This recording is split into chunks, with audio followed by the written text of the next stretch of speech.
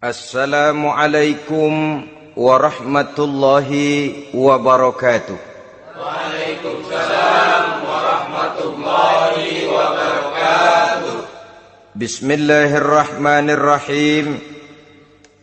Alhamdulillahi rabbil alamin. Wassalatu wassalamu ala ashrafil anbiya'i wal mursalin, Sayyidina wa maulana Muhammadin wa ala alihi wa ashabihi al-mujahidin at-tahirin, amma ba'du. Saudara-saudara kaum muslimin seiman dan sekeyakinan yang berbahagia, pada suatu hari seketika sedang berkumpul dengan para sahabat, Rasulullah pernah memberikan peringatan. Beliau bersabda, yushiku an tada'a alaikumul umamu kama tada'al akalatu ala qas'atiha. Pada suatu saat nanti akan datang di tengah-tengah kamu, wahai umat Islam, di mana orang-orang lain di sekeliling kamu akan bersatu mengerubungi kamu seperti bersatunya orang-orang mengerubungi makanan di atas meja hidangan. Akan datang satu saat nanti di mana kondisimu dikepung sedemikian rupa, yang barat mau menerkam, yang timur mau menghantam, yang selatan mau menginjak-injak, yang utara pun akan menjelajah. Kondisimu seperti makanan di atas meja hidangan. Sebagian sahabat merasa heran dan terkejut, lalu mereka bertanya, amin qillati nahnu yawma izin ya Rasulullah? Apakah jumlah kami pada waktu itu sedikit ya Rasul? Kami sampai dikepung sedemikian rupa? Beliau menjawab, bal antum yawma izin katsir. Sama sekali tidak. Kamu tidak sedikit pada saat itu. Bahkan jumlahmu sangat banyak. Kamu adalah mayoritas. Walakinnakum ghusa'un ka ghusa'is sail. Tetapi keadaanmu saat itu persis seperti buih di lautan. Banyak tetapi centang perenang. Banyak tetapi tidak punya daya dan kekuatan. Banyak tapi dipermainkan gelombang lautan, dihempaskan ke tepian pantai tanpa punya makna dan arti. Kondisimu pada saat itu kuantitas yang tanpa kualitas, sehingga orang lain enak saja mengepung kamu. Akidahmu didangkalkan, dibanjiri dengan peradaban dan kebudayaan yang menjauhkan dari agama. Dari segi maksiat dan munkarat seluruhnya mengepung sampai kita melepaskan nilai-nilai Islam kita ini. Dan celakanya, sambung beliau, wal yanzi'anna fi qulubi aduwikumul mahabata minkum. Akan dicabut kehebatanmu di mata musuh-musuhmu, sehingga pada saat seperti itu orang lain memandangmu umat Islam enteng saja, remeh saja, tidak ada apa-apanya. Sudahlah, pokoknya umat Islam sikat saja. Umat Islam enteng, umat Islam kecil, umat Islam tidak ada apa-apanya. Alangkah ironinya, alangkah menyedihkannya, memilukan dan sekaligus memalukan. Umat yang mayoritas ini dipermainkan oleh yang minoritas. Umat yang jumlahnya terbesar, terbanyak, bahkan konon menurut catatan sampai 90%, tapi dipermainkan oleh mereka, kelompok-kelompok kecil ini. Wal yakzifanna fi qulubikumul wahn. Pada saat itu di hatimu dicampakkanlah penyakit wahan. Sahabat kemudian bertanya, wa mal wahnu ya Rasulullah? Apakah penyakit wahan itu ya Rasul? Beliau menjawab, hubbud dunya wa karahiyatul maut. Penyakit wahan itu tidak lain hubbud dunya wa karahiyatul maut. Terlalu cinta kepada dunia dan terlalu takut kepada mati. materialistis dan takut resiko. Dua penyakit inilah yang menyebabkan walaupun umat ini mayoritas, tapi dipermainkan oleh yang minoritas. Walaupun dia golongan terbesar, tapi nasibnya seperti makanan di atas meja makan. Dari segala macam penjuru mau menghantam dia. Saudara-saudara kaum muslimin yang berbahagia, ini merupakan analisa sosial bahwa pada satu saat nanti akan terjadi di tengah-tengah umat di mana kita dihantam dan diserbu dari segala macam penjuru. Akidah didangkalkan, peradaban dan kebudayaan dirusak, makanan dan minuman diracuni, pakaian ditelanjangi dan lain sebagainya, sampai kita melepaskan nilai Islam yang kita cintai ini. Kondisi sosial ini satu saat akan datang kepada kita. Demikian analisa dan peringatan dari Rasulullah sallallahu alaihi wasallam.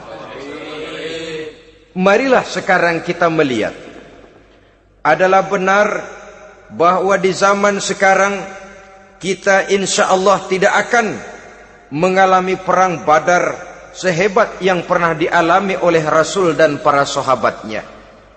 Tetapi sesungguhnya perang yang kita hadapi di zaman sekarang ini tidak kalah hebatnya dengan perang Badar, tidak kurang dahsyatnya dengan perang Uhud, tidak kurang ngerinya dari perang Khandaq.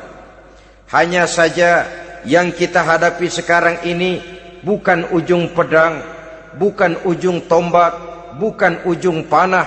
Yang kita hadapi sekarang ini adalah perang akidah, perang ideologi, perang mempertahankan keyakinan. Yang kalau kita kalah sekarang, kita memang masih beragama. Tetapi anak kita, cucu kita, generasi yang akan hidup 5, 10, 20, 30 tahun yang akan datang, wallahu a'lam bissawab. Islam, saudara-saudaraku, tidak mungkin hilang dari dunia. Tetapi tidak mustahil Islam gulung tikar dari desa kita. Tidak mustahil Islam gulung tikar dari kampung dan kota kita, jikalau kita tidak menjaganya, jikalau kita tidak memeliharanya, bahkan jikalau kita tidak mewariskannya kepada anak-anak kita, generasi yang akan datang. Marilah kita mengingat sejenak bagaimana Islam di Spanyol yang pernah jaya, pernah mewarnai daratan Eropa, dan yang sekarang hanya sekedar tinggal ceritanya saja. Ini pernah diperingatkan oleh Rasul dalam satu hadis, sayati ala ummati zamanun la yabqal Islam illa ismun wala minal Quran illa rasmun. Akan datang satu masa di tengah umatku di mana pada masa itu Islam ada tapi hanya tinggal sekedar namanya saja, dan Quran pun ada tapi cuma sekedar tinggal tulisannya saja. Apabila kita tidak mewariskan ini kepada generasi yang akan datang, maka serbuan-serbuan dari berbagai macam penjuru dari hari ke hari semakin kita rasakan kehebatannya. Tidak mustahil sejarah Spanyol akan terjadi di desa kita, akan terjadi di kampung kita, akan terjadi di kota kita. Orang Spanyol, kalau mereka cerita kepada anaknya, mereka akan cerita, nak, di sini dulu ada masjid. Kapan, Pak? Dulu bener dah. Banyak orang Islam kalau hari Jumat pada sembahyang, kapan itu, Pak? Dulu sekali. Sekarang cuma sekedar tinggal ceritanya saja. Bukankah sesuatu yang sangat tidak mustahil apabila kita tidak menjaga dan mewariskan Islam ini kepada generasi yang akan datang, maka serbuan-serbuan akan membawakan hasil yang diinginkan oleh para penyerbu itu tadi. Kita sudah menjadi umat yang mayoritas, tetapi umat yang mayoritas ini menurut Rasul dikepung sedemikian rupa, akidahnya didangkalkan, peradaban dan kebudayaannya ditekan sedemikian rupa, kehidupan sosialnya dibuat individualis, Kemudian dari segi pergaulan, pakaian, makanan, minuman dan sebagainya diracuni, sampai dia tidak lagi berpegang teguh kepada agamanya. Dan dikala itu hilang kehebatan umat ini di mata musuh-musuhnya. Orang lain memandang kita ringan saja, enteng saja, satu umat yang sudah kehilangan wibawa. Padahal konon kabarnya kita mayoritas, tapi enak saja dikutak-kutik orang lain. Dan dikala itu di hati kita merajalela penyakit uahan. Penyakit uahan itu apa? Pertama, hubbud dunia, terlalu cinta kepada dunia. Terlalu cinta kepada dunia yang menyebabkan kita lupa. Lupa akan tanggung jawab dan kewajiban. Lupa meneruskan dan mewariskan Islam kepada generasi yang akan datang. Kita berlomba dan berlomba hanya untuk mengejar dunia dan seluruh isinya. Baik dia bernama material, baik dia bernama seksual, baik dia bernama pangkat, jabatan dan kedudukan, berlomba-lomba kita di dalamnya. Sampai tercampaklah penyakit hubbud dunia di dalam hati ini. Berurat dan berakar dunia itu, sulit dan berat kita berpisah daripadanya. Akibatnya kemauan untuk berbuat demi dan atas nama agama sangat sulit terwujud di dalam kehidupan ini. Yang kedua, karahiyatul maut, terlalu takut kepada mati. Baik mati ajal, mati dalam artian yang sebenarnya, baik mati usahanya, baik mati karirnya, baik mati pangkat dan jabatannya. Sehingga dengan demikian akibatnya jatuhlah kita menjadi umat yang kehilangan wibawa di mata orang lain. Saudara-saudara kaum muslimin rahimakumullah, saya katakan tadi, perang yang kita hadapi di zaman sekarang adalah perang akidah. Perang menghadapi peradaban dan kebudayaan yang menghancurkan moral daripada anak-anak kita. Perang menghadapi banjirnya maksiat dan munkarat. Yang di tengah-tengah itu, di samping berkewajiban menjaga diri dan keluarga, kita pun juga berkewajiban menjaga anak-anak kita, generasi yang akan datang. Mengarahkan dan mendidik mereka sesuai dengan yang dikehendaki oleh Allah Subhanahu wa ta'ala. Oleh sebab itu, pada pertemuan kali ini yang akan saya bicarakan ialah bagaimana idealnya seorang muslim lebih dahulu memberikan pendidikan kepada anak-anaknya. Di tengah satu situasi dan kondisi di mana serbuan datang silih berganti melanda dan menghantam umat Islam, kemana anak-anak kita ini harus kita arahkan? Karena kita orang tua mempunyai tanggung jawab. Anak adalah amanah, menyia-nyiakan amanah adalah dosa, dan dosa itu merupakan satu dosa yang besar. Bahkan orang tua bisa saja masuk neraka kalau tidak bertanggung jawab tentang anak-anaknya. Satu riwayat menjelaskan, ada orang soleh, ngajinya cukup, sholatnya cukup, puasanya cukup, zakatnya cukup, di mana ada majelis taklim hadir, baca Quran hobi, fitnah orang tidak pernah. Di akhirat setelah disidang dia ternyata lebih banyak kebaikannya daripada kejahatannya, maka dia pun diperintahkan dan dipersilahkan masuk ke dalam surga. Giliran anaknya disidang, biang okem nih anak. Ditanya, siapa Tuhanmu? Tidak tahu. Siapa nabimu? Tenyaho. Apa kitabmu? Ora gelem.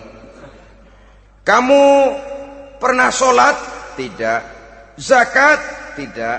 Puasa? Tidak. Judi? Hobi. Zina? Tiap malam. Mabuk? Berat. Wah, brengsek kamu. Kebaikan tidak ada barang sedikit pun, sementara kesalahan dan dosa berlipat ganda. Kamu neraka. Anak ini protes. Benar, saya tidak kenal siapa Tuhan saya. Saya tidak tahu siapa nabi saya. Saya tidak tahu kitab suci dan kiblat saya. Saya tidak sholat, tidak zakat, tidak puasa. Tiap malam saya judi, saya zina, saya mabuk. Tapi saya kerjakan semua itu karena saya tidak tahu dan orang tua saya tidak pernah memberitahu saya. Dia enak-enakan hadir di majelis taklim, saya nyekek botol, didiemin saja. Dia enak-enakan baca Quran, saya zina, didiamkan saja. Saya bukan tidak mau, orang tua saya sama sekali tidak pernah mendidik saya. Dia mau benar sendiri. Maka kalau sekarang saya harus masuk ke dalam neraka, saya menuntut agar orang tua saya ikut sama-sama bergabung dengan saya ke dalam neraka. Gara-gara dia tuh saya jadi begini. Orang tuamu yang mana? Tuh, yang barusan mau ke surga. Ini orang tua yang sudah mau berangkat ke surga dipanggil. Sebentar dulu mas. Ini benar anak kamu? Iya pak. Waktu di dunia kamu tidak pernah ajarin dia ngaji? Sampai dia tidak kenal Tuhannya, tidak kenal nabinya, tidak kenal kiblat dan kitab sucinya? Iya pak. Dia tidak sholat, kamu diamkan saja. Dia tidak puasa, tidak zakat, kamu bersikap masa bodoh. Bahkan dia judi, dia zina, dia mabuk, kamu pun berdiam diri saja. Iya pak. Tahukah kamu bahwa anak ini adalah amanah? Menyia-nyiakan amanah artinya khianat, dan khianat adalah dosa yang sangat besar. Kamu tidak bertanggung jawab, maka kamu, anakmu gabung ke dalam neraka. Saudara-saudara kaum muslimin rahimakumullah. Itu sebabnya Allah pesan benar-benar, ya ayyuhalladzina amanu qu anfusakum wa ahlikum nara. Hai orang-orang yang beriman, jaga dirimu dan keluargamu, istri, anak, orang-orang yang menjadi tanggung jawab dan kewajiban kita, jaga dan pelihara mereka dari api neraka. Saudara-saudara kaum muslimin, lalu kalau kita orang-orang tua yang hidup di zaman sekarang ini sudah sering beristighfar, mengurut dada, melihat situasi, membaca peta keadaan, konon tantangan yang akan dihadapi oleh anak-anak kita 15, 20, 25 tahun yang akan datang jauh lebih berat dari apa yang kita hadapi sekarang ini. Maka adalah wajar jika kita sebagai orang tua yang cinta kepada agama, cinta kepada anak-anak kita, berpikir untuk mewariskan nilai-nilai yang luhur ini kepada anak-anak kita generasi yang akan datang. Bagaimana pada mulanya kita harus mendidik mereka? Mari kita telusuri apa yang dicontohkan oleh Al-Quranul Karim. Orang-orang tua bijaksana yang diceritakan dalam Al-Quran, kalau sudah berpikir tentang anak-anaknya generasi yang akan datang, pendidikan pertama yang diberikan kepada anaknya ternyata adalah persoalan akidah. Nabi Ibrahim, pertanyaan yang paling merisaukan beliau buat anak cucunya ialah, ma ta'buduna min ba'di. Saudara bisa lihat surah Al-Baqarah ayat 133. Anak-anakku, kalau pada satu saat nanti aku, ayahmu ini sudah tidak ada lagi, meninggalkan kamu semua, meninggalkan kehidupan dunia ini, ma ta'buduna min ba'di, apa yang akan kamu sembah nak kalau ayah sudah tidak ada lagi? Jikalau ayahmu sekarang masih rajin ke masjid, melakukan rukuk dan sujud, i'tikaf dan membaca Quran, kalau satu saat ayahmu meninggalkan dunia ini, masihkah engkau mau ke dalam masjid? Masihkah engkau rukuk dan sujud? Masihkah engkau i'tikaf? Ma ta'buduna min ba'di, apa yang akan kamu sembah kalau aku ayahmu tidak ada lagi nak? Ditanamkan bukan hanya keyakinan bertauhid, sekaligus juga menyembah kepada Allah yang kita yakinkan dengan tauhid itu tadi. Bukankah berbeda dengan kita kebanyakan orang tua sekarang? Kita tidak pernah berpikir ma ta'buduna min ba'di. Kalau bapak tidak ada, kamu nyembah apa nak? Kita orang tua sekarang pagi-pagi malah berpikir ma ta'kuluna min ba'di. Kalau bapak enggak ada, kamu nanti makan apa nak? Bukan nyembah apa yang kita pertanyakan, bukan nyembah apa yang kita khawatirkan, makan apa nak?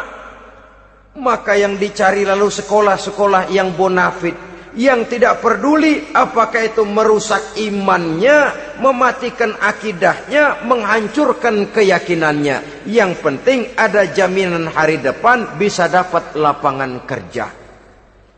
Akibatnya berduyun-duyun orang-orang tua muslim menyekolahkan anaknya di sekolah-sekolah yang bukan Islam, yang nyata-nyata membahayakan akidahnya.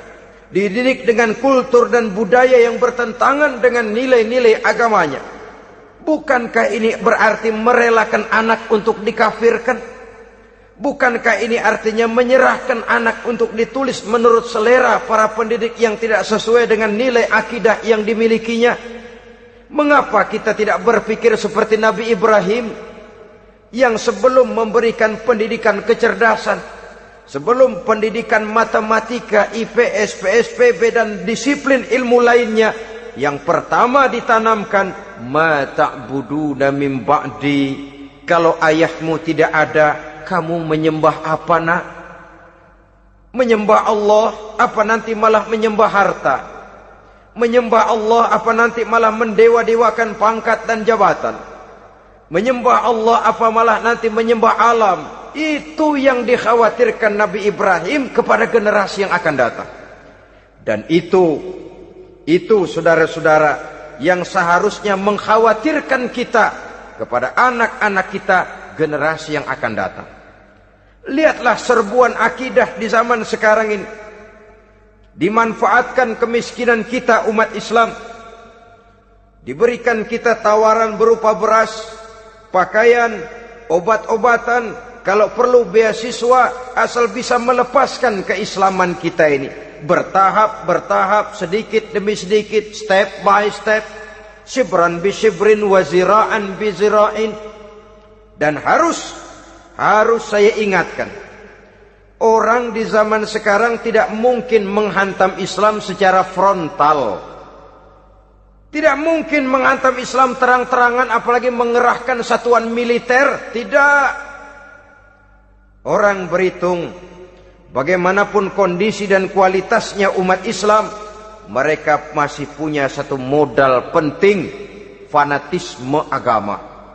Kalau ini disulut, api jihad segera berkobar, dan hanya maut yang bisa menghentikan orang yang dibakar dengan semangat jihad. Orang tahu itu. Betapa Uni Soviet kedodoran menghadapi mujahidin Afghanistan yang sulut oleh semangat jihad yang berkobar dengan persenjataan yang primitif ketimbang persenjataan Uni Soviet. Entah mereka pantang surut mundur ke belakang. Jadi jangan mimpi bahwa orang mau menghantam Islam ini dengan melarang pengajian, meruntuhkan masjid, menyegel pondok pesantren. Tidak.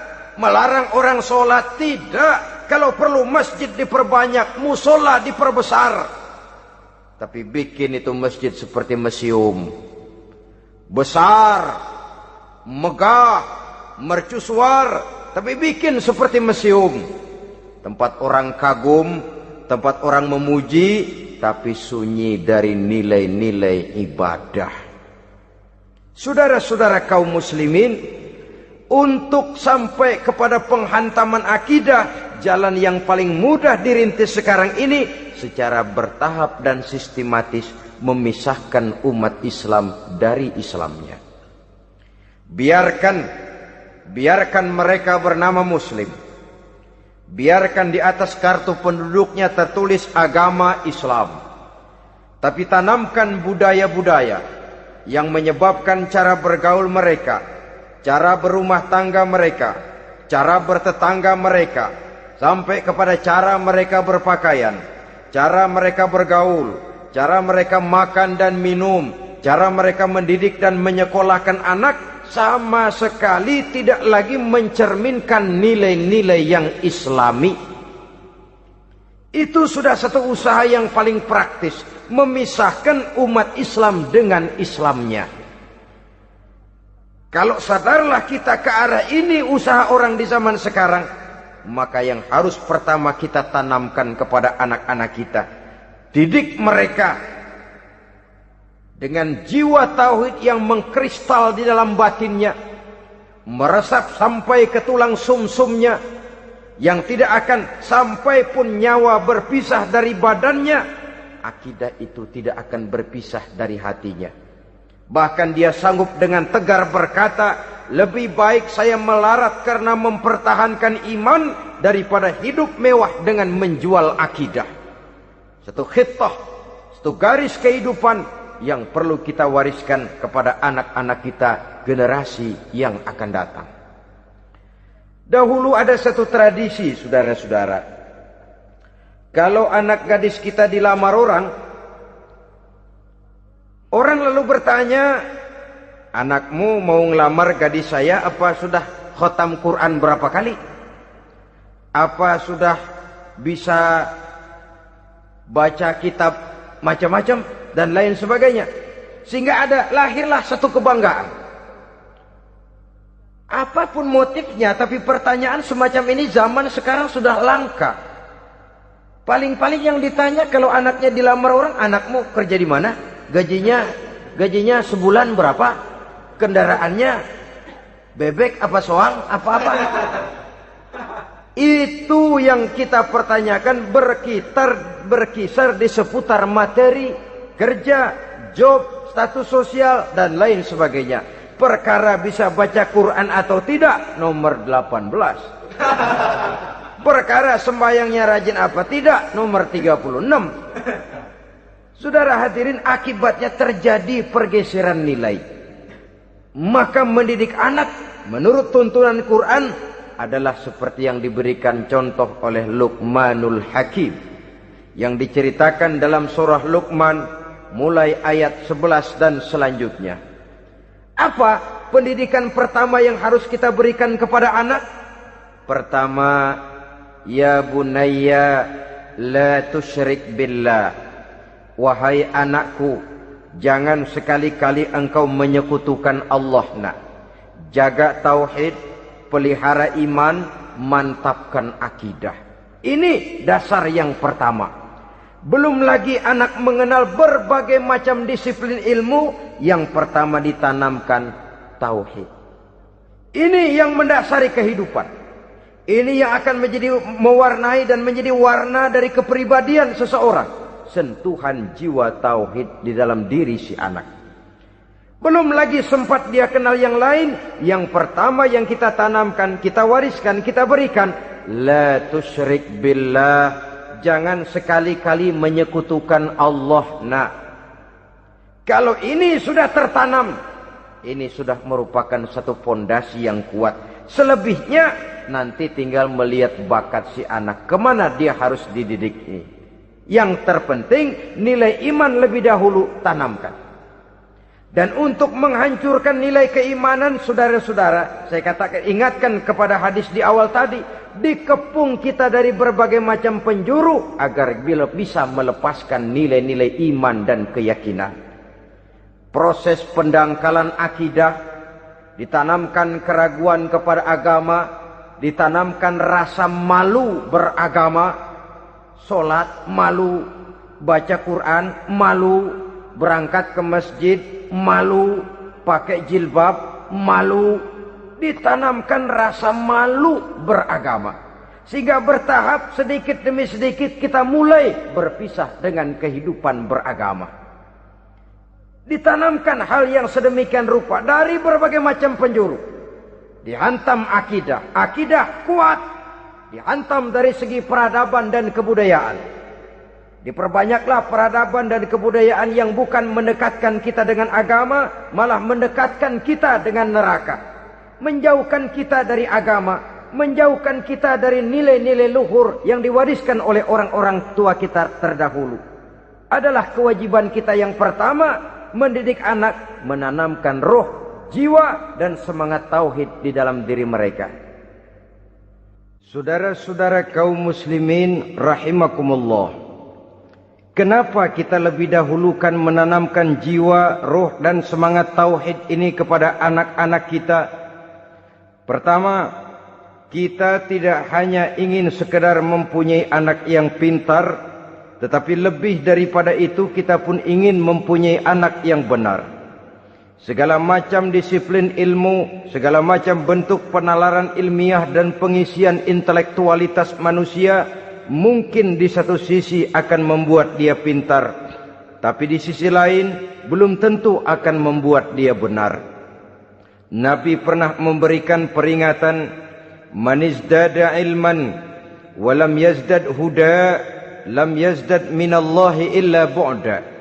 Orang yang hanya bertambah ilmu pengetahuannya tapi tidak bertambah hidayah dari Allah, tidak makin mantap keimanannya, maka seluruh nilai-nilai ilmunya hanya akan menjauhkan dia dari Allah Subhanahu wa taala. Dan adalah lebih merupakan azab daripada nikmat kalau kita diberikan ilmu pengetahuan yang hanya akan menyebabkan kita semakin jauh dari Allah Subhanahu wa taala. Yang kedua, sesungguhnya roh, jiwa dan semangat tauhid yang melekat dalam diri anak pada puncaknya akan melahirkan satu disiplin murni yang tumbuh dari dalam dirinya sendiri, di mana si anak dalam kehidupannya merasakan dimanapun dia berada, kemanapun dia pergi, ia selalu merasakan kehadiran Allah dekat dalam hidupnya. Ia sadar sesadar-sadarnya bahwa tidak ada satu perbuatan yang bagaimanapun kecilnya yang bisa disembunyikan dari kekuasaan Allah Subhanahu wa taala. Yang ketiga, dengan penanaman roh, jiwa dan semangat iman ini, maka diharapkan anak-anak nanti pada pertumbuhannya sanggup mengendalikan hawa nafsunya. Dengan kata lain, bahwa penanaman jiwa tauhid, penanaman roh dan semangat keimanan ini merupakan kondisi dasar yang harus dilakukan sebelum yang lain-lainnya. Kemudian pendidikan kedua yang diberikan oleh Al-Quran melalui contoh dan model dengan Luqmanul Hakim ini, setelah menanamkan tauhid, ditanamkanlah kepada si anak ini rasa hormat kepada orang tuanya. Wa wassaynal insana biwalidayhi, dan kami wasiatkan kepada manusia untuk berbakti kepada ibu bapaknya. Hamalathu ummuhu wahnan ala wahnin, karena ibunya telah mengandungnya dengan kepayahan di atas kepayahan. Maksudnya dengan kepayahan dan kelelahan yang berlipat ganda. Sehingga ketika Rasul ditanyakan orang, ya Rasul, siapa yang paling harus saya taati di dunia ini? Beliau menjawab, ibumu. Kemudian siapa lagi ya Rasul? Ibumu. Setelah itu siapa lagi ya Rasul?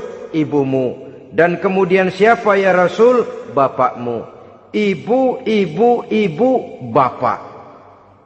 Bahkan al-jannatu tahta aqdamil ummahat, surga berada di bawah telapak kaki ibu.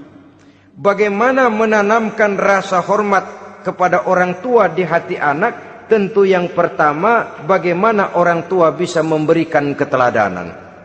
Marilah kita sebagai orang-orang tua ini menyadari bahwa sebelum anak kenal sekolah dasar, sebelum anak kenal TK, ibtidaiyah, sanawiyah sampai kepada perguruan tingginya, yang pertama dia kenal adalah lingkungan rumah tangganya, gurunya adalah ibu bapaknya. Di sini berlakulah apa yang dinamakan keteladanan. Keteladanan jauh lebih berhasil daripada sekedar teori-teori yang muluk. Keteladanan jauh lebih berhasil daripada berbagai macam indoktrinasi dan penataran. Kurangnya keteladanan akan menyebabkan anak mencari pola. Apabila kita orang tua ini tidak bisa memberikan keteladanan yang baik kepada anak-anak kita, maka pada suatu saat anak-anak akan menganggap enteng dan kehilangan wibawa kita sebagai orang tua di mata mereka. Dikala itu akan sangat sulit kita membentuk kepribadian mereka. Bukankah di zaman sekarang ini kita banyak mengalami krisis wibawa, krisis figur? Ada yang karena rapotnya merah melulu, gurunya dikeroyokin. Pak guru pulang sekolah dicegat. Bahkan nyaris ada orang tua pernah dibunuh oleh anaknya sendiri. Dan lain sebagainya, kasus-kasus yang sebenarnya tidak perlu terjadi. Karena memang bukan saja bertentangan dengan nilai budaya kita sebagai bangsa, tapi juga bertentangan dengan ajaran agama kita sendiri. Krisis wibawa, krisis figur, yang juga akibatnya harus kita sadari banyak faktor yang membentuk kepribadian anak. Pergaulannya, yang dibacanya, yang ditontonnya, yang disaksikannya di dalam kehidupan. Benar kita menyekolahkan mereka, tapi berapa jam mereka di sekolah? 6 jam, 7 jam paling lama. Sedangkan mereka hidup 1 hari 1 malam 24 jam. Kalau cuma 7 jam di sekolah, ini berarti lebih banyak dia di luar sekolah. Dan di luar sekolah itu artinya ya rumah tangganya, ya temannya, ya lingkungan di mana dia tinggal, yang seluruhnya sangat besar pengaruhnya dalam ikut membentuk kepribadian anak-anak kita.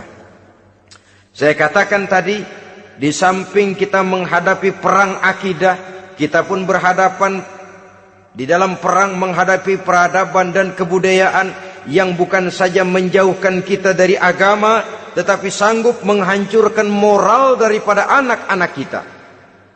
Secara pribadi, saudara-saudara, saya iri, saya kagum misalnya dengan kemajuan yang diperoleh oleh negara tetangga kita, Jepang misalnya. Padahal tahun 45 ia pun hancur lebur oleh meledaknya atom di Hiroshima dan Nagasaki. Tapi bagai satu tenaga raksasa kemudian Jepang bangkit menjadi satu negara superpower di Asia. Bahkan gurunya saja Amerika sekarang ini kewalahan menghadapi perang dagang dengan Jepang ini. Dan yang menarik, Jepang bisa maju dan modern dengan tetap menjadi Jepang, tanpa harus kehilangan identitasnya sebagai satu bangsa, tanpa harus kehilangan kepribadiannya sebagai satu bangsa. Sebagai negara yang sedang berkembang, kita sering latah. Kita ingin meniru Barat, tapi bukan teknologinya, westernisasinya yang kita tiru. Bukan isinya, kulitnya yang kita ambil. Akibatnya apa? Modernnya belum, orangnya sudah Barat.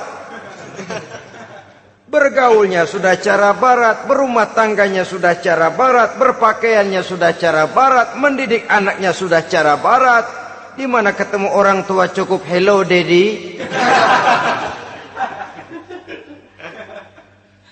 Kulitnya kita ambil, sementara isinya kita campakkan. Ironi dan menyedihkan. Padahal kita sesungguhnya bisa maju dan modern, bisa mengejar segala ketinggalan dan keterbelakangan kita, dengan tetap menjaga nilai-nilai luhur budaya kita sebagai satu bangsa, mengambil isinya, dan kalau memang tidak perlu, lalu mencampakkan kulitnya. Pengaruh peradaban dan kebudayaan yang menghancurkan moral daripada anak-anak kita oleh pesatnya arus teknologi, oleh pesatnya arus komunikasi, di mana hal-hal yang terjadi di belahan dunia lain dapat kita saksikan hari ini juga melalui layar televisi, yang terjadi di Amerika, di Eropa, di Afrika, di ujung dunia yang paling ujung sekalipun. Di ujung dunia yang paling ujung, hari ini kejadian, hari ini sudah bisa kita saksikan. Pesatnya arus komunikasi, kalau jatuh ke tangan anak-anak kita yang belum mempunyai filter, daya saring positif, akan dicerna oleh mereka tanpa memilah dan memilih. Akibatnya orang kampung bilang kelolodan.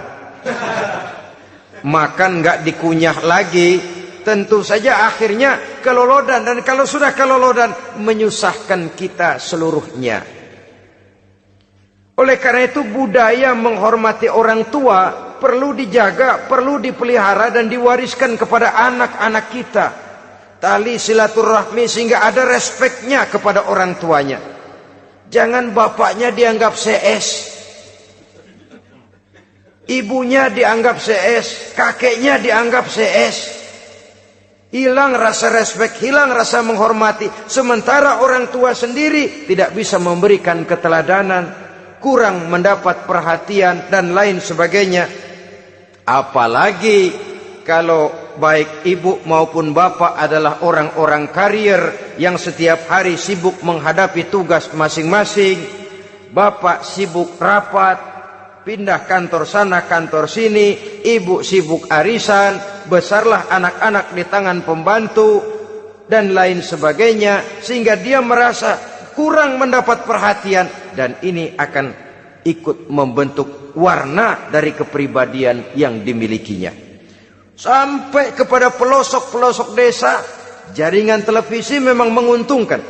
Tapi kalau sudah sampai kepada menayangkan budaya-budaya yang tidak sesuai dengan pola di mana mereka tinggal, pola lingkungannya, dan ingin mereka terapkan dalam kehidupan, ironi dan menyedihkan.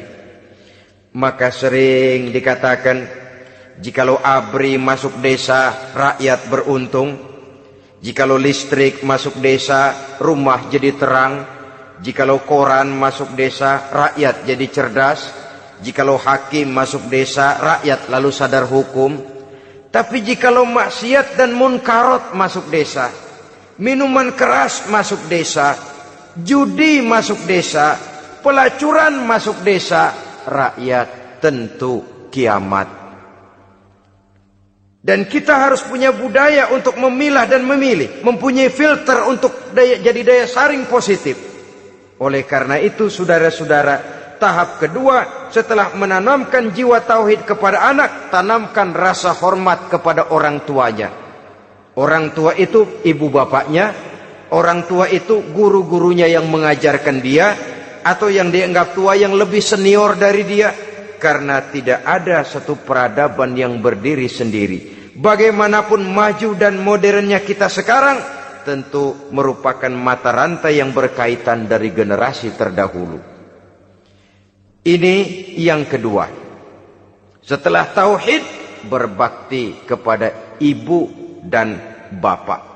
Tidak ada satu kebahagiaan yang bisa ditegakkan di dunia ini tanpa doa, tanpa restu daripada ibu dan bapak. Ini keramat hidup. Doanya dikabul Allah dan kutuknya juga dikabul oleh Allah Subhanahu wa ta'ala. Jadi mendidik anak setelah menanamkan jiwa tauhid, menanamkan rasa hormat dan taat berbakti kepada ibu bapaknya. Itu yang kedua. Kemudian yang ketiga, melalui model Luqman, Quran mendorong kita untuk mendidik anak, menanamkan etika otonom. Apa itu? Ya bunayya, innaha intaku mithqala habbatin min khardalin, fatakun fi sakhratin aw fis samawati aw fil ardi, ya'ti biha Allah. Wahai anakku, sesungguhnya kalau ada satu kebaikan yang kamu kerjakan, kecil, tidak nampak oleh pandangan mata yang zahir, yang kecil itu tersembunyi di puncak langit, di dasar bumi yang paling dalam, atau di tengah batu hitam sekalipun, Allah pasti mengetahuinya dan pasti akan memberikan balasan yang seadil-adilnya. Pendidikan apa ini? Pendidikan moral, menanamkan etika otonom. Nah, kau berbuat baik jangan karena dilihat orang. Kau tidak mau melakukan kejahatan jangan cuma karena ada polisi. Kalau ada polisi kau tidak mau jahat, kucing juga begitu. Coba lihat kucing, taruh ikan asin di piring kaleng, tongkrongin. Aduh, kucing kalem, sopan, tenang. Sedikit kita lengah, habis ikan digarap. Tapi ditanamkan satu kesadaran, kemanapun kau pergi, nak, apapun yang kau kerjakan, tersembunyi di tengah batu, di dasar bumi, di puncak langit, Allah pasti tahu. Dalam bahasa yang ringan, nak, kita ini diawasi oleh 2 hiperkomputer yang maha sensitif, produksi langit, mereknya Rokib dan Atid. Itu komputer yang sangat peka dan sensitif. Jangankan kita berbuat, kita berniat baik saja, komputer sudah nyatat sendiri. Inilah yang orang sekarang namakan waskat, pengawasan malaikat. Kalau hidup sudah merasa diawasi oleh malaikat, waskat berhasil. Tapi kalau waskat sudah diawasi malah nekat, itu yang gagal. Atau yang diawasi dan yang mengawasi sama-sama sepakat, itu juga bisa cincai. Saudara-saudara kaum muslimin rahimakumullah. Waskat dalam pengertian kita muslim, bagaimana hidup ini merasakan diawasi oleh malaikat. Intelektualitas yang tinggi sekalipun, IQ yang nilainya plus sekalipun, disiplin ilmu yang bagaimanapun banyak yang memenuhi benak kita, tanpa diiringi oleh etika otonom, orang sering mencari celah dan kesempatan. Mencari celah dan kesempatan. Tapi kalau sudah merasa, kemanapun saya pergi, dimanapun saya berada, kebaikan bagaimanapun sekecilnya saya lakukan, toh Allah pasti akan memberikan balasan. In khairan fa khairun, wa in syarran fa syarrun. Jikalau baik, baik balasan yang kita terima. Jikalau jahat, jahat kejahatan yang kita terima.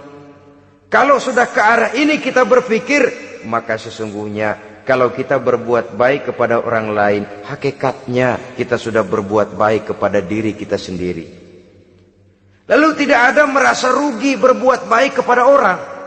Karena manakala dia melakukan kebaikan kepada orang lain, artinya dia sudah berbuat baik untuk dirinya sendiri. Jadi setelah tauhid, kemudian berbakti kepada ibu bapak, yang ketiga baru pendidikan tentang akhlak, tentang moral. Pola ini yang sering terlupakan oleh kita, bahwa bagi kita itu pendidikan tidak lain upaya mencerdaskan otak anak. Jangan sampai sebab ini kelihatannya pembangunan makin maju, persaingan hidup makin tajam, tensi ekonomi semakin tinggi, sementara jumlah tenaga kerja dengan lapangan kerja yang tersedia jauh dari mencukupi. Jikalau tidak membekali anak dengan pendidikan yang menunjang lapangan pekerjaan, orang tua khawatir, takut sekali anaknya jadi gelandangan. Dikhawatirkannya kehidupan dunia ini, sementara dia lupa kalau anaknya bisa jadi gelandangan di akhirat. Padahal selama-lamanya gelandangan di dunia paling seumur manusia itu 60 tahun, 70 tahun lah umur orang sekarang. 70 itu sudah luar biasa itu. Tapi kalau harus menggelandang di akhirat, menjadi gelandangan di akhirat, alangkah menyedihkannya. Apakah akan kita korbankan satu kehidupan yang langgeng, abadi, cuma karena tertipu oleh fata morgana dan kamuflase? Kita korbankan yang sedikit, kita korbankan yang besar karena kita memilih yang sedikit. Dalam bahasa Al-Quran memang pernah diceritakan hidup ini hakikatnya perlombaan, saudara-saudara. Perlombaan. Dan di dalam perlombaan itu ada yang menang, ada yang kalah. Al-Quran lalu memberikan peringatan, Alhaakumut takatsur, kamu telah lalai karena berlomba-lomba memperbanyak harta, mempertinggi pangkat dan kedudukan, hatta zurtumul maqabir, sampai kamu akan masuk ke liang kubur baru sadar. Apalagi kalau nafas sudah sampai di tenggorokan. Persis Fir'aun sudah tenggelam di lautan merah, mau mampus, baru dalam sekaratnya amantu bi Rabbi Musa wa Harun. Kalau begini caranya, saya juga percaya kepada Tuhan Musa dan Harun, percaya kepada Allah. Sudah mau mati, baru amantu bi Rabbi Musa, kami percaya kepada Tuhan Nabi Musa, kata Fir'aun. Malaikat maut kesel benar, dilelepin terus di laut. Mampus tuh sekalian. Hidup ini memang kita berlomba. Berlomba dengan waktu, berlomba dengan umur, berlomba dengan tenaga, berlomba dengan tetangga. Yang jangankan kita sampai mundur, berhenti saja sejenak, kita akan ditinggalkan oleh yang lain. Tiada kata mundur, bahkan tiada kata berhenti. Sekali kita melangkah, melangkahlah terus.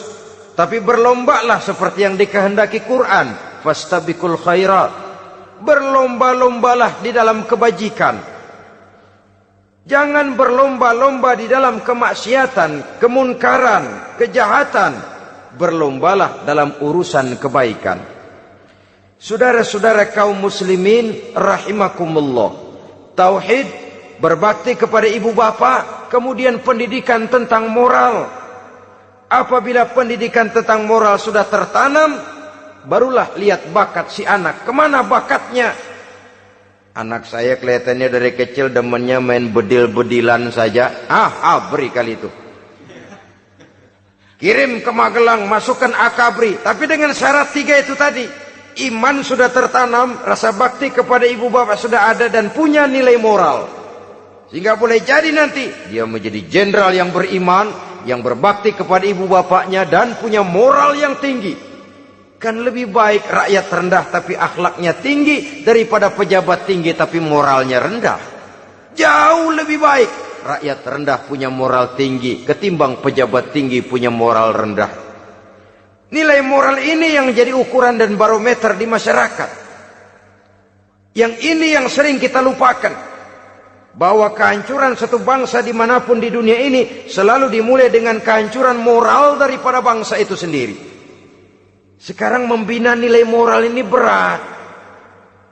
Gadis kita, remaja, putri, diberikan pakaian jilbab, mungkin dia sendiri masih setengah-setengah, ditambah lagi oleh ledekan temennya. Jilbab lah kuno. Bau sorga lah, bau masjid lah, bau menyan lah. Ditanamkan rasa malu untuk hidup dekat dengan agama. Kalau moral semacam ini sudah tertanam, sedikit demi sedikit kita mulai mengucapkan selamat tinggal kepada agama. Dan kemalangan apa yang lebih malang kalau kita sudah jauh dari agama ini? Bukankah Islam telah menyelamatkan manusia dari penyakit jahiliyah dan membawanya kepada satu kehidupan yang maju dan modern? Kalau kita tinggalkan Islam ini, bukankah artinya kita akan kembali kepada satu zaman jahiliyah? Hanya saja jahiliyah itu berada di abad modern. Versinya tentu lebih modern.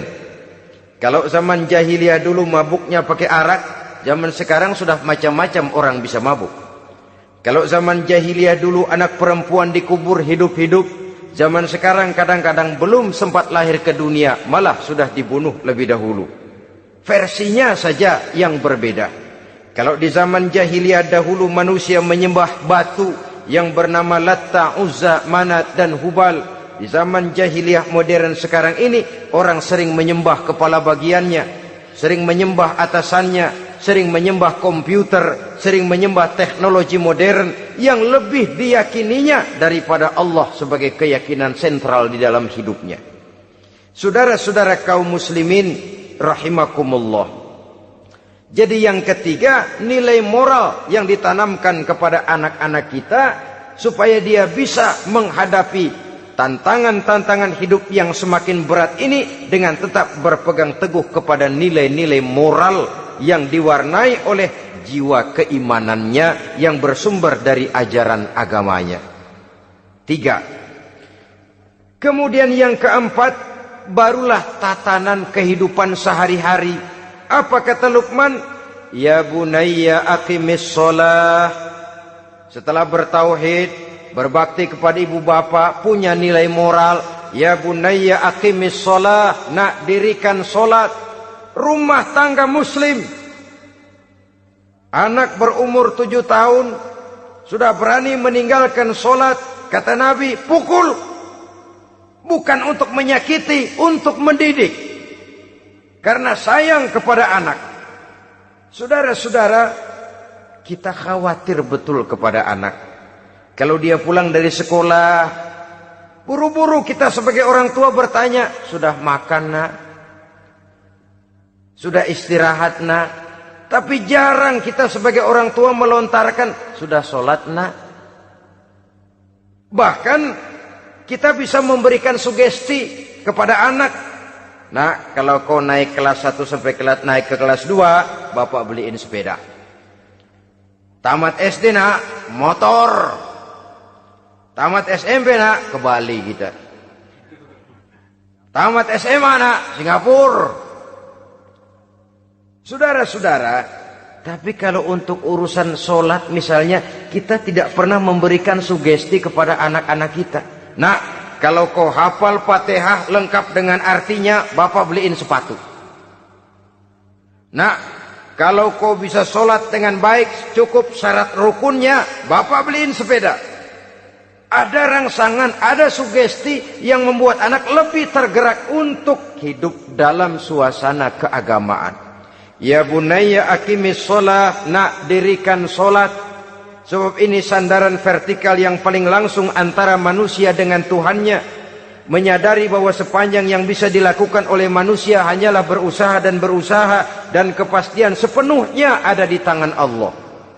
Dengan sholat kepribadianmu diperteguh, dengan sholat sandaran vertikalmu kepada Allah diperkuat. Dan pada waktunya nanti Al-Quran memberikan bimbingan, hendaklah minta tolong kepada Allah dengan sabar dan tetap mendirikan sholat. Ya bunayya aqimis sholat.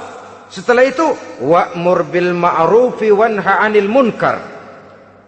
Tegaklah membina yang ma'ruf, tegaklah mencegah yang munkar. Ini sikap hidup sudah. Sholat tadi tugas hidup. Lalu sikap hidup tampil di tengah masyarakat, membina yang ma'ruf, mencegah yang munkar sesuai dengan kesanggupan masing-masing. Bukankah setiap kita kepingin punya anak yang bermanfaat, setidaknya bagi keluarganya, syukur kalau bisa bagi lingkungannya, bagi masyarakat, bangsa dan negaranya. Dan satu di antara tanda orang yang bermanfaat, kalau dia bisa hidup menjadi penganjur yang ma'ruf dan pencegah yang munkar. Dan itu kalau tidak ada hidayah, sulit orang mau melaksanakan itu. Sebab apa? Ada kecenderungan belakangan ini di mana agama dianggap urusan pribadi. Sehingga orang lalu sering bilang, jangan bawa-bawa agama dah, itu kan bukan urusan agama. Ini sudah ciri berpikirnya sekuler. Jangan bawa-bawa agama. Agama urusan pribadi. Artinya orang mau sholat mau enggak, jangan bilang apa-apa dah. Urusan dia sendirian. Dia mau puasa dia enggak, merdeka saja, urusan pribadi. Agama bukan persoalan pribadi. Apalagi jika sudah menyangkut amar ma'ruf dan nahi munkar. Siap menegakkan yang baik, mencegah yang munkar, untuk tegaknya satu masyarakat yang diwarnai oleh kebaikan dan terhindar dari segala macam kejahatan. Dan terus ayat-ayat selanjutnya mencerminkan sikap hidup. Namun yang intinya, cara mendidik anak yang baik, yang dicontohkan oleh Al-Quran dengan Luqmanul Hakim sebagai model. Pertama, tanamkan tauhid. Yang kedua, tanamkan rasa hormat dan berbakti kepada ibu bapaknya. Yang ketiga, tanamkan moral, nilai akhlak yang tinggi. Setelah itu yang keempat, biasakan hidup dalam suasana keagamaan. Kontrollah sholatnya, kontrollah baca Qur'annya, kontrollah puasanya di bulan Ramadan. Ajaklah anak-anak sholat berjamaah, sehingga dengan demikian dia terbiasa oleh satu suasana yang mendekatkan dia dengan nilai agamanya. Dari sana diharapkan nilai-nilai ilmu yang didapatnya dari bangku sekolah akan menciptakan keseimbangan dengan yang ditanamkan oleh orang tuanya dalam bentuk yang dijelaskan oleh surah Luqman itu tadi. Sehingga apabila keseimbangan ini terwujud, akan menjalin keseimbangan dalam pola berpikir, dan keseimbangan dalam pola berpikir akan melahirkan keseimbangan dalam perbuatannya. Terwujudlah kita harapkan insan yang fid dunya hasanah wa fil akhirati hasanah. Inilah harapan kita semua. Mudah-mudahan Allah memberikan kekuatan kepada kita untuk mewariskan nilai-nilai yang baik kepada generasi yang akan datang. Sehingga esok harus lebih baik daripada hari ini, dan lusa harus lebih baik daripada hari esok. Terima kasih atas perhatian saudara. Mohon maaf atas segala kekurangan. Usikum wa nafsi bitaqwallah. Wassalamualaikum warahmatullahi wabarakatuh.